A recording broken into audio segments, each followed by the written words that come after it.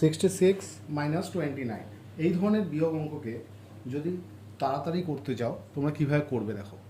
প্রথমে আমরা কি করছি, এই যে 66 থেকে 29কে মাইনাস করতে হবে।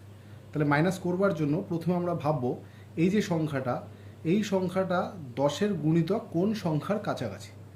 দেখো 29কে 10-এর গুণিতক কোনো সংখ্যায় যদি ভাবতে হয় তাহলে সেটা সবথেকে কাছে হয় 30।